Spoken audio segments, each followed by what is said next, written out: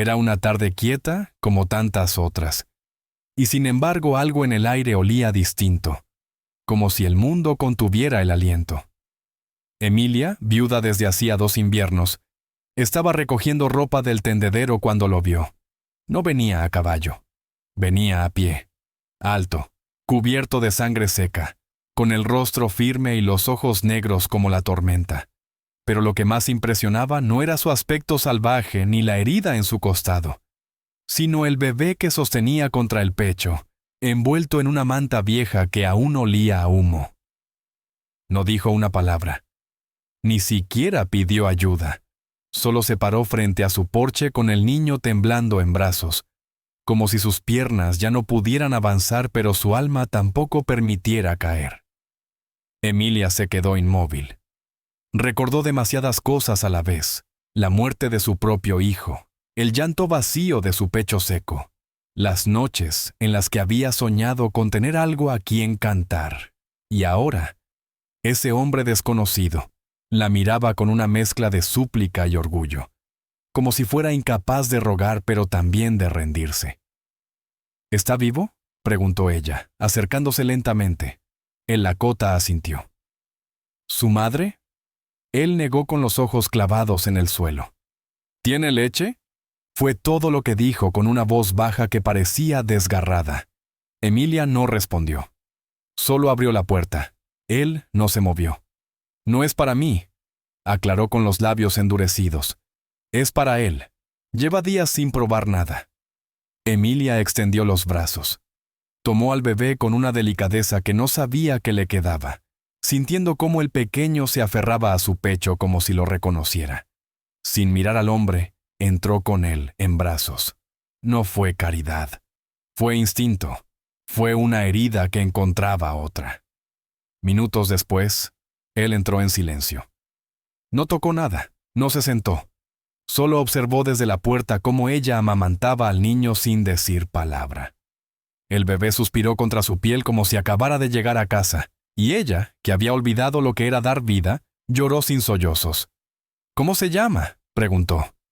Aún no lo he decidido, dijo el lakota. No soy su padre. Emilia lo miró por primera vez. Lo eres ahora. Y en ese momento, sin saberlo, ya no era una mujer sola, ni él un guerrero perdido. Había nacido algo entre ellos, algo sin nombre, pero con raíz. La noche cayó sin que ninguno lo notara. Emilia cubrió al bebé con una manta tejida por su madre años atrás, y el lakota permaneció junto a la puerta como una estatua vigilante. No tocaba nada, no hablaba, no pedía. Solo respiraba con dificultad, y de vez en cuando se llevaba la mano al costado, donde una mancha más oscura indicaba que la sangre aún no había dejado de correr. «Tienes que sentarte», dijo ella finalmente. Él negó con la cabeza. «No vine por mí». «No es noble dejarse morir cuando alguien depende de ti», respondió Emilia sin levantar la voz. El hombre la miró por fin. Tenía los ojos llenos de tierra, pero detrás de esa oscuridad, algo suave. «Tampoco vine a quedarme», murmuró. Ella se acercó, lenta. No con desconfianza, sino con la calma de quien ha visto suficiente muerte como para no temerla. «Entonces, ¿por qué no cruzaste de largo?». Él no supo responder. Bajó la mirada, como si la pregunta lo hubiera tocado más profundo de lo que quería admitir. Emilia tomó un cuenco, lo llenó de agua tibia, y sin pedir permiso, comenzó a limpiar la herida de su costado. El lakota tensó los músculos, pero no se quejó. «Esa bala no fue de caza», dijo ella al ver el tipo de quemadura. Él no respondió. Emilia no insistió, porque en ese silencio ya lo entendía todo. Alguien había muerto, alguien había sido protegido, y ese bebé, aunque no llevara su sangre, había sido salvado con un valor que no se exige, solo se entrega. Cuando terminó de limpiar la herida, él murmuró algo que ella casi no escuchó. «Mi pueblo me exilió por proteger a un enemigo. Ese niño es hijo de la mujer que me curó cuando yo debía morir». Emilia bajó el cuenco. «Entonces no estás huyendo. estás pagando. El Lakota asintió. No sé si hice bien. Lo sabrás si él crece. En ese momento, el bebé gimió desde la cuna improvisada. Emilia fue a cargarlo, pero él la detuvo con un gesto suave. Caminó, tambaleante, y por primera vez tomó al niño con ambas manos. No lo meció, no lo arrulló. Solo lo sostuvo contra su pecho como si se le fuera a deshacer si lo soltaba. ¿Tiene nombre ahora?, preguntó Emilia. El Lakota acarició su frente. Quillán, dijo con voz temblorosa. Significa esperanza que regresa. Emilia sonrió. Entonces hay sitio para ti también. Porque en esa casa pequeña donde nadie pedía explicaciones, dos extraños empezaban a deshacerse, para volverse familia. Durante los días siguientes, el Lakota no cruzó la puerta más allá del porche, pero tampoco se alejó. Dormía sentado, vigilando la llanura como si esperara que algo lo alcanzara desde el horizonte. Emilia no preguntaba, no hacía falta. Él cortaba leña sin que se lo pidieran, arregló la cerca que llevaba meses inclinada y cazaba lo justo para que la carne alcanzara para 3 bocas. Aunque no lo admitieran, ya no eran huésped y anfitriona, eran algo más, aunque ninguno supiera cómo nombrarlo sin romperlo. Quillán dormía más profundo cada noche, y cada vez que Emilia lo amamantaba, el Lakota se volvía de espaldas, no por vergüenza, sino por respeto. Sin embargo, cada gesto que ella tenía hacia el niño lo atravesaba como una flecha dulce. El modo en que le acariciaba la nuca, cómo le cantaba con voz rota canciones que nadie más recordaba. Una tarde, Emilia salió a buscar agua y encontró una huella que no era suya ni de él. Una bota. Alguien había estado cerca del pozo, observando. No dijo nada al volver. Solo cerró la puerta con un cerrojo que nunca usaba. Esa noche, cuando los 3 cenaban en silencio, ella lo dijo sin rodeos. «Alguien nos vigila». El Lakota no se sorprendió. Solo asintió. «¿Vendrán por el niño?», preguntó ella. «No sé si vendrán por él o por mí». Emilia tragó saliva. Su mirada se endureció. «Aquí no se entregan bebés». Él la miró con un respeto que dolía. «No quiero que sufras por algo que no es tuyo». «¿Y si ya lo siento mío?», respondió ella sin temblar. Por primera vez, el Lakota bajó la guardia. Se sentó, no como guerrero, sino como hombre cansado. «Ella me pidió que lo salvara, con su último aliento. Pero yo no sé criar, solo sé luchar». Emilia se acercó y le puso el bebé en brazos. Quillán no lloró. Solo se acomodó, como si esa sangre ya lo conociera. «No tienes que saberlo», dijo ella. «Solo tienes que quedarte». El Lakota tragó aire como quien nunca recibió permiso de pertenecer. «Si me quedo, traeré peligro». «Si te vas», murmuró ella, «me dejas vacía otra vez». Hubo un silencio espeso, tibio. Entonces él dijo casi sin voz, «Te protegeré, a ti y al niño, hasta el final». Emilia no respondió. Solo colocó una manta sobre sus hombros. Porque a veces, el hogar no es un techo. Es un lugar donde el silencio ya no duele. Al amanecer, Emilia lo sintió antes de verlo. El aire cambió. Ya no era brisa de campo, era viento contenido. Al fondo del sendero, una figura se recortaba contra la luz. Montado en un caballo oscuro, con sombrero bajo y poncho raído, alguien observaba la cabaña como si la conociera. El Lakota ya estaba afuera, firme, con el arco colgado del hombro y los ojos clavados en ese hombre sin nombre. Emilia se quedó detrás, Quillán en brazos, el corazón latiendo como tambor de guerra. El jinete no habló, solo levantó una mano, señalando. Luego se marchó despacio, como quien deja aviso en vez de amenaza. Esa noche, el Lakota no durmió. Talló una lanza nueva, reforzó ventanas, preparó su cuerpo para lo inevitable. Emilia cocinó sin hablar, pero en sus manos había una decisión. No huir. «¿Quién era?», preguntó cuando la luna estaba alta. «Uno de los que me siguen desde la frontera», dijo él sin pestañear. Creen que el niño es símbolo de traición. Emilia acarició la cabeza de Quillán. ¿Y tú qué crees? El Lakota respiró hondo. Creo que si alguien toca a este niño, moriré por él. Ella lo miró fijamente. Y si alguien toca esta casa, morirá por mí. Él bajó la vista como si su alma hubiera escuchado más de lo que su cuerpo sabía expresar. No quería quedarme. Solo buscaba alimento, silencio, un sitio para dejarlo y desaparecer. Pero te quedaste, dijo Emilia. No por miedo, por él. ¿Por ti? El Lakota asintió. Me quedé, y ahora no sabría irme. Quillán despertó en medio del diálogo, con un quejido dulce. Emilia lo cargó, y, por un momento, el Lakota los observó como si ya los conociera de otro tiempo, de otra vida. Entonces ella le ofreció al niño. Duerme con él esta noche, que conozca tu olor.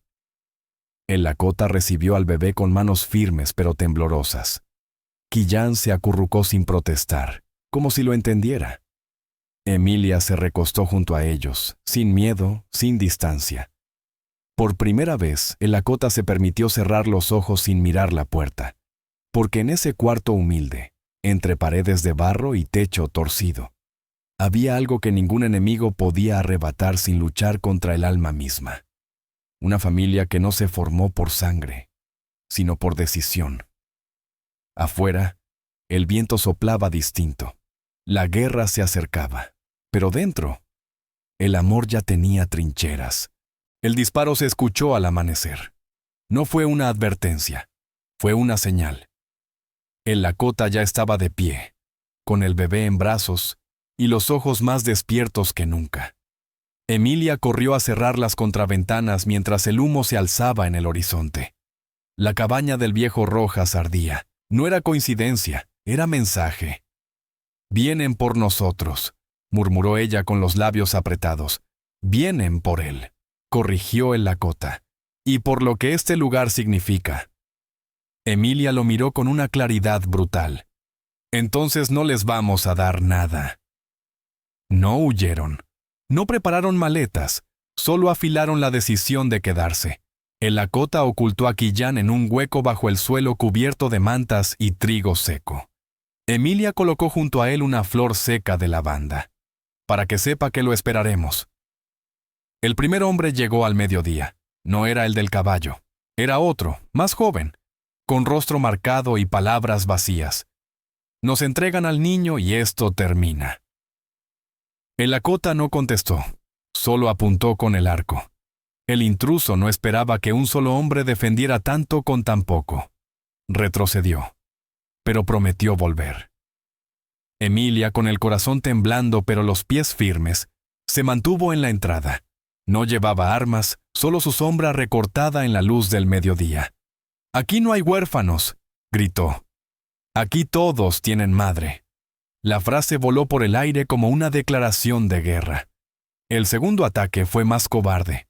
De noche, con antorchas, pero se encontraron con piedras sueltas, trampas de ramas y un Lakota que ya no temía morir. No por orgullo, por vínculo. Peleó como quien protege su raíz, no solo su vida. Uno cayó, otro huyó. El fuego alcanzó la esquina del granero, pero Emilia lo apagó con baldes de agua sin soltar el rosario que colgaba en su cuello. Cuando amaneció, el silencio volvió como un animal exhausto. Quillán fue sacado de su escondite, ileso, con los ojos abiertos como estrellas. Emilia lo abrazó contra su pecho y se sentó junto al Lakota, que tenía el labio roto pero la espalda erguida. «¿Y ahora qué harán?», preguntó ella. Él miró el cielo. «Volverán o enviarán a alguien más». Emilia le ofreció pan, sin dramatismos. «Entonces tendremos que seguir siendo hogar, aunque nos cueste cada noche». El Lakota comió sin hablar, porque entendía que lo que lo sostenía no era el pan. Era la mujer que no corrió. Era el niño que respiraba tranquilo. Y era la certeza de que, por fin, alguien lo consideraba digno de quedarse. Durante años, Emilia fue solo la viuda sola del camino viejo. Y el Lakota, una sombra extranjera que nadie osaba nombrar. Pero después del incendio y los gritos que se alzaron en la madrugada, ya no pudieron ser ignorados. El pueblo habló, primero en murmullos, luego en susurros. Nadie sabía bien qué ocurría en la cabaña, solo que alguien había atacado, y que no habían logrado entrar. Elías, el herrero, fue el primero en acercarse. Llegó con un balde de clavos, fingiendo que iba por cortesía. Vio las marcas en el granero, los restos de flechas, el humo seco aún en el aire. No vine a preguntar nada, dijo, dejando el balde en el suelo. Solo vine a ofrecer madera. El lakota asintió, sin hablar. Emilia solo dijo gracias. Días después, una mujer del pueblo, una costurera que había perdido 3 hijos, trajo ropa para el niño. No se me da bien coser tan pequeño, dijo, pero tiene derecho a algo que le quede limpio. Nadie preguntaba de dónde venía el bebé. Nadie pedía explicaciones, porque había algo en esa casa. Una dignidad silenciosa que empezaba a quebrar prejuicios sin pronunciar discursos. Y aún así, los peligros no desaparecían. En la colina, al otro lado del arroyo, una silueta seguía apareciendo al atardecer. El lakota la vigilaba cada noche, con el arco al alcance de la mano y el corazón endurecido. ¿Por qué no vienen directamente?, preguntó Emilia una noche. Porque ya no saben si somos vulnerables, respondió él, y porque si atacan de nuevo, podrían ser vistos. Emilia cerró la puerta y encendió una vela. Entonces, que nos vean. A la mañana siguiente, colgó una tela blanca en el porche con una frase bordada en hilo rojo. Aquí se cría con amor. No era una bandera, era advertencia, era testamento, era declaración de pertenencia. El lakota la observó hacer cada puntada sin corregirle una sola letra. Esa noche, se sentó a su lado y le dijo por fin su nombre. Soy Takoda, susurró. Significa amigo de todos. Emilia lo repitió en voz baja, como si aprendiera una oración nueva. Takoda. Y en ese suspiro, él entendió que no estaba siendo aceptado. Estaba siendo amado. No con promesas, sino con la costumbre de los días que se eligen. El niño dormía con una sonrisa apenas dibujada, como si supiera que la guerra no había terminado. Pero su hogar sí había empezado. Takoda ya no dormía en el porche. Cada noche, después de dejar su arco colgado junto a la puerta, entraba descalzo, tomaba a Killan en brazos y lo dormía con un canto tan suave que Emilia apagaba la vela solo para oírlo mejor. No entendía cada palabra, eran sonidos ancestrales de la tierra, pero sí sentía cada nota en el pecho, como si fuera su propia nana olvidada. La cabaña, que por años había sido santuario de silencios, ahora olía a pan tibio, a cuerda quemada y a leche recién hervida. Y sin embargo, la ternura que crecía entre ellos no era inmediata, era tímida, como un brote que teme al viento. Una noche, Killan no dejaba de llorar. Emilia lo alzó, lo meció, cantó. Nada funcionaba. Lo entregó a Takoda con los ojos húmedos. Debe dolerle algo. Él lo sostuvo sin hablar y simplemente lo llevó al campo, bajo las estrellas. Sentado sobre una roca, comenzó a tararear en voz baja. El llanto se convirtió en suspiro y luego en silencio profundo. Emilia lo observaba desde la entrada, con una manta en los hombros y algo más cálido en el pecho. Al regresar, Takoda no soltó al bebé. Se sentó junto al fuego, con Killan dormido en su regazo. Emilia, sin pensarlo, se sentó a su lado. ¿Tú recuerdas a tu madre?, preguntó. Takoda asintió. Murió dando a luz a mi hermana. Mi padre se la llevó al río, la enterró en el agua, como manda nuestro pueblo. Nunca dejó de hablarle. Emilia cerró los ojos. El mío se fue antes de nacer mi hijo.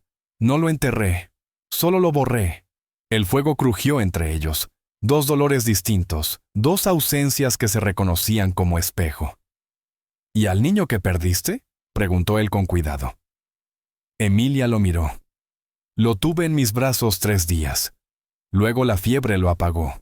Desde entonces, este pecho estuvo lleno de leche, pero vacío de destino. Takoda no dijo nada.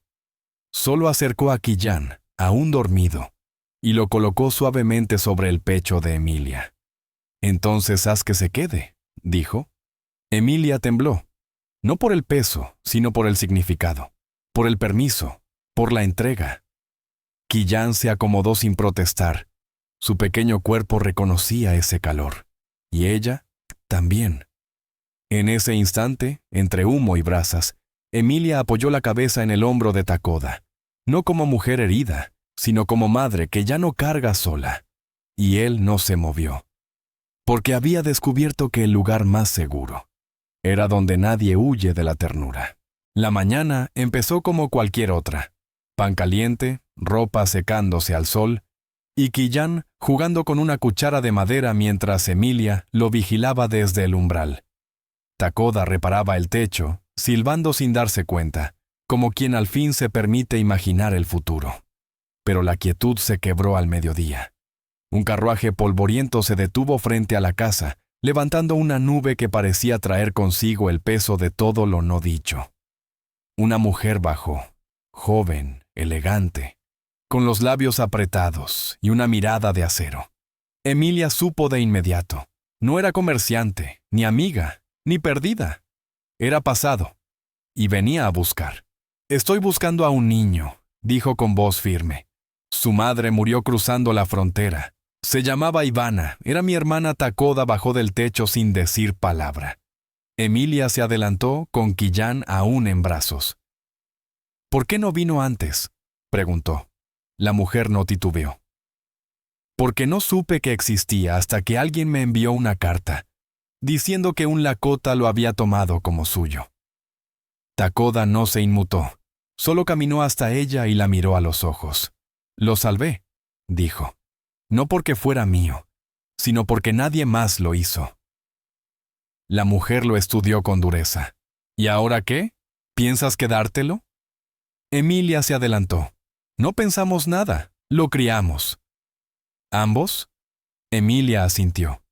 «Lo alimenté con mi cuerpo, lo cubrí con mis brazos, y él, señalando a Takoda, lo defendió con su vida». La visitante bajó la mirada hacia el niño, que ahora reía sin entender la guerra que se libraba sobre su cabeza. «Tiene mis ojos», murmuró. Emilia no respondió. No podía discutir con la sangre, pero el silencio se volvió insoportable. Entonces Takoda habló. «Si ha venido a llevarlo, no pelearemos, pero mírelo bien. ¿Ve miedo en su rostro? ¿Ve carencia?». La mujer negó. «Lo veo amado». «Entonces no lo arranque de eso solo para aliviar su culpa», dijo Emilia. La mujer apretó los labios. Caminó hacia el porche, se arrodilló frente a Quillán y acarició su mejilla. Él no lloró. No la reconoció, solo la observó como a una extraña que no dolía. Finalmente, la mujer se puso de pie. «No lo llevaré, pero quiero que sepa que existo, que algún día, si pregunta, sabrá de dónde vino». Emilia asintió. «Y sabrá por qué se quedó». La mujer se marchó sin mirar atrás. Cuando el carruaje desapareció, Emilia se giró hacia Takoda. «¿Te habrías ido si ella lo pedía?». Él negó con firmeza. «Ya no soy quien desaparece». Y ella lo abrazó, sin miedo. Porque a veces el pasado vuelve, no para quitar, sino para confirmar lo que ya es nuestro. Después de la visita, nada volvió a ser exactamente igual, no por miedo, sino por claridad. Emilia y Takoda sabían que no podían seguir siendo apenas una excepción discreta entre los muros de su cabaña. La gente ya sabía, ya observaba, y tarde o temprano, tendrían que elegir si querían vivir ocultos o ser reconocidos. Fue la maestra del pueblo quien dio el primer paso. Una tarde, apareció en el porche con un cuaderno en las manos y una sonrisa nerviosa.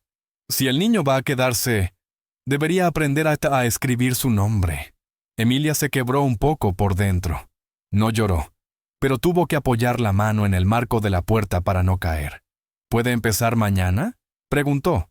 La maestra asintió. Hay lugar para él, si ustedes lo dicen. Esa palabra, ustedes, hablaba de algo más grande que escuela.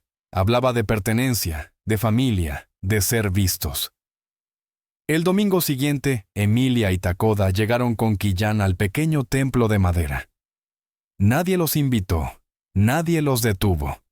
Simplemente se sentaron en la última fila, con el niño dormido en brazos, y el pecho lleno de un miedo nuevo, el de ser rechazados después de tanto construir. Pero lo inesperado ocurrió cuando el pastor, con voz clara, dijo antes de comenzar: Hoy damos gracias por los que construyen familia, sin pedir permiso al mundo. Nadie los señaló, pero todos supieron. Y en esa comunidad rota, un hilo invisible empezó a coser lo que estaba separado. Al salir, un viejo campesino les ofreció semillas de maíz. Para su campo, dijo, crece mejor cuando hay niños riendo cerca. Takoda lo aceptó con un leve asentimiento. Esa noche, Emilia preparó sopa con los ingredientes regalados. Kiyan reía con los dedos en la boca, y Takoda contaba en voz baja palabras de su idioma, enseñándole sonidos que venían del río y del viento. Cuando el niño finalmente se durmió, Emilia se acercó al fuego y le tomó la mano. ¿Esto que tenemos es real para ti? Él la miró, no como hombre salvado, sino como compañero. Es lo único que no quiero perder. Entonces no lo pierdas, susurró ella. Quédate. Takoda entrelazó sus dedos con los de ella. Ya me quedé. Solo faltaba que me lo dijeras. Y en ese silencio donde antes solo habitaba la resignación, nació algo firme, sin nombre y sin papeles. El tipo de familia que no se hereda, se merece. La primavera llegó con tímidas flores junto a la cerca y un calor que ya no quemaba, sino que acariciaba. Kiyan ya caminaba con torpeza, diciendo sus primeras palabras entre risas, y Takoda se reía más de lo que hablaba. No necesitaba grandes frases. Su hogar ya entendía cada gesto. Emilia tejía al sol, sentada bajo el árbol que Takoda había plantado el invierno pasado. En el centro del patio, el niño jugaba con una cuerda y un sombrero, sin saber que era el símbolo de todo lo que había cambiado. Una mañana llegó una carta del ayuntamiento. El sobre no tenía amenazas ni sellos de advertencia, solo una hoja doblada con una decisión. El registro oficial del niño. Nombre, Kiyan. Apellido, Echeverría. Padres, Emilia Echeverría. Takoda, de la nación Lakota. Emilia lo leyó en voz alta sin darse cuenta de que temblaba. No me preguntaron, murmuró. No hicieron juicio, solo lo escribieron. Takoda tomó la hoja, la observó con calma, y luego dijo algo que nunca había pronunciado fuera de su lengua. Wowachinya. Emilia lo miró, sin comprender. ¿Qué significa? Él se acercó, puso una mano sobre su pecho y susurró. Donde ya no se tiene miedo. Esa tarde hicieron una comida simple, pan, sopa y algo de miel. Takoda talló con su cuchillo el nombre del niño en una tabla de madera que colgaron sobre la puerta. Kiyan vive aquí. No como aviso, como testimonio. Al anochecer, el niño balbuceó entre juegos una frase que los detuvo a ambos.